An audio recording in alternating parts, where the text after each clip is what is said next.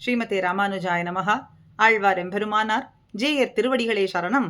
ஆச்சாரியன் திருவடிகளே சரணம்.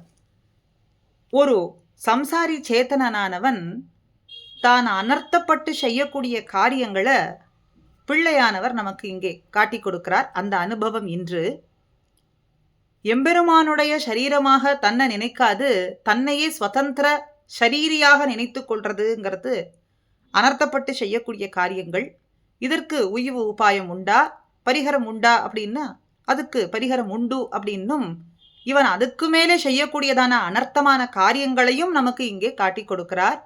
ரக்ஷகத்துவத்தை அழித்தான், சேஷத்துவத்தை அழித்தான், பரத்வத்தை அழித்தான், விக்கிரகத்தை அழித்தான், அருள அழித்தான், அடியாரை அழித்தான், விபூதியை அழித்தான், பந்தத்தை அழித்தான், விருத்தியை அழித்தான், தன்னை ஷரீரியாக பிரதிபத்தி பண்ணி அனர்த்தப்படுதல் அப்படின்னு இந்த 10 விதமான அனர்த்த காரியங்கள் இந்த இடத்துல காட்டுறார்.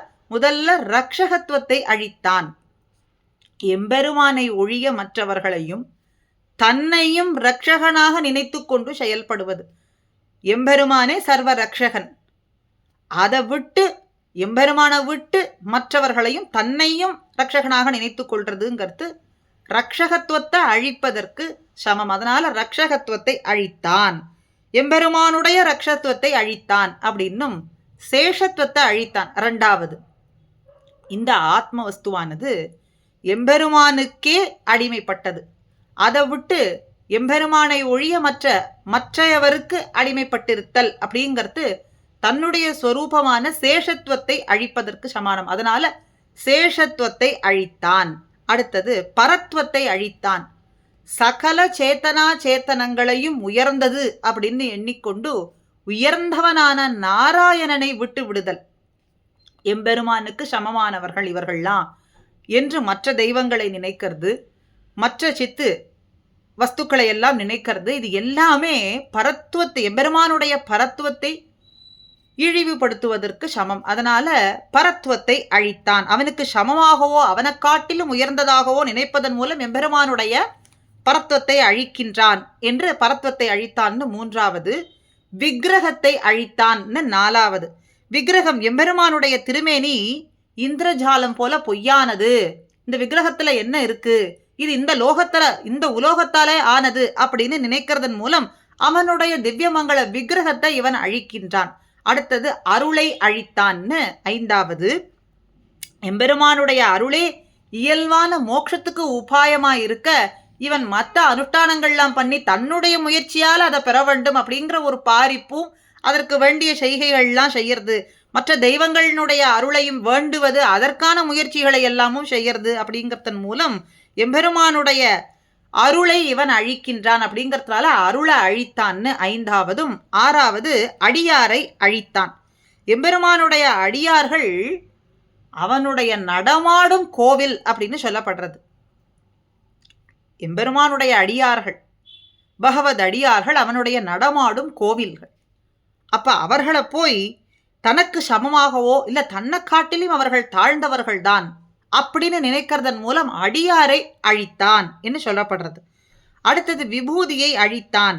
நித்திய விபூதியான பரமபதமாகட்டும், லீலா விபூதியான இந்த லோகமாகட்டும், அதெல்லாம் வெறும் பொய், இப்படி ஒன்று கிடையாது அப்படின்னு சொல்றதன் மூலம் எம்பெருமானுடைய விபூதியானது அழித்தான், சொத்துக்களை அழிக்கின்றான் அப்படின்னும். அடுத்தது பந்தத்தை அழித்தான்.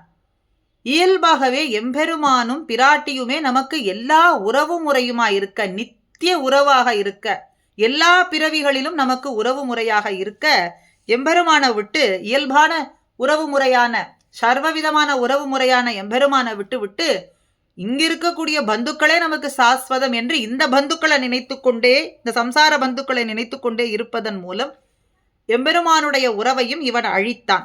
அடுத்தது விருத்தியை அழித்தான்னு 9வது. பகவத் கைங்கரியம் தான் நமக்கு பரம புருஷார்த்தம். புருஷார்த்தம் அப்படின்னாலே இலக்கு, நாம் பெற வேண்டியது, பயன், அடைய வேண்டியது எப்படினாலும் வைத்து கொள்ளலாம். அப்ப நம்ம அடைய வேண்டியது என்ன, இந்த ஜீவாத்மா அடைய வேண்டியது என்ன, எதற்காக இந்த முயற்சி செய்கின்றோம்? ஸ்ரீ வைஷ்ணவனாயி ஆச்சாரிய கடாட்சத்தின் மூலம் நாம் செய்யக்கூடியது காரியங்களினுடைய பலன் என்ன? புருஷார்த்தத்தை அடைவது. அந்த புருஷார்த்தம் என்னது? கைங்கரியம். ஆக உயர்ந்த புருஷார்த்தம் அப்படிங்கிறது பகவத் கைங்கரியம் அப்படின்னு இருக்க, அதை விட்டு இந்த சப்தாதி விஷய புருஷார்த்தத்தையே உயர்ந்த புருஷார்த்தம், இந்த அவயவயங்கள் காட்டக்கூடியதன் வழியிலே சென்று அதனால பெறக்கூடியதான விஷயங்களுக்கு அடிமைப்பட்டு அதுதான் உயர்ந்த புருஷார்த்தம் அப்படின்னு இந்த லோகத்துல நினைக்கக்கூடியது. அதன் மூலமாக விருத்தியை இவன் அழித்தான். அப்போ விருத்தியானது என்னது? கைங்கரியம். கைங்கரிய செல்வம் அப்படிங்கிறது பெருகி வரக்கூடியதைத்தான் விருத்தின்னு சொல்றாராக. விருத்தியை அழித்தான். கடைசியா எல்லா இடத்திலும் இப்ப என்ன சொல்றார்? ரக்ஷகத்துவத்தை அழித்தான், சேஷத்துவத்தை அழித்தான், பரத்துவத்தை அழித்தான், விக்கிரகத்தை அழித்தான் அப்படின்னு அழித்தான்னு எல்லா இடங்கள்ல சொல்றதுனால என்ன தெரியறது? தானும் இல்லை அப்படின்னு சொல்லிக்கொண்டு இந்த பிரச்சாரத்தின் மூலம் பிறரும் இல்லை அப்படின்னு நம்பும்படிக்கு பண்றான். இந்த அழித்துன்னு சொல்றதன் மூலமா தானும் கிடையாது, மற்றவர்களும் கிடையாது அப்படின்னு சொல்லி மற்றவர்கள்லாம் நம்பும்படிக்கு இவன் பண்ணி கொண்டு வருகின்றான். அப்போ தவறான காரியங்களை இவன் செய்யறது இப்படி அனர்த்தப்படுவதற்கு காரணம் என்னவா இருக்குன்னு பார்த்தா, நாம் எம்பெருமானுடைய சரீரத்திலே இருக்கக்கூடியவர்கள், அவனே ஷரீரி, அவனுடைய சரீரம் நாம் அப்படிங்கிற எண்ணத்தை கொள்ளாமல் தானே ஸ்வதந்திரனாக தனக்கு ஷரீரி, அப்படி சரீரத்தை உடையவன் அப்படின்னு அனாதிகாலம் இவன் நினைப்பதுதான் இவ்வளவு அனர்த்தப்படுவதற்கு காரணங்கள் ஆகும். சரி, அப்ப இதற்கு உய்வு உபாயம் என்ன? எம்பெருமானுடைய சரீரத்திலே நாம் இருக்கக்கூடியவர்கள், எம்பெருமானுடைய சரீரமே நாம், அவன்தான் ஷரீரி அப்படின்னு நினைக்கக்கூடிய எண்ணத்தின் மூலம் இந்த அனர்த்தப்படுவதிலிருந்து நாம் கடை தேரலாம், உய்வு பெறலாம் அப்படிங்கிறத இந்த இடத்துல அழகாக பிள்ளை நமக்கு காட்டி கொடுக்கிறார். ஆக அனாதிகாலமாக இந்த சம்சாரி சேத்தனனானவன் அனர்த்தப்பட்டு கொண்டிருக்கிறதுனாலே அந்த அனர்த்தத்திலிருந்து விடுபடுவதற்கு இதுவே உய்வு உபாயமாக இருக்கும், எம்பெருமானுடைய சரீரமாக நம்ம நினைத்திருப்பது அப்படின்னு காட்டி கொடுக்கிறார். ஸ்ரீமதே ராமானுஜாய நமஹ.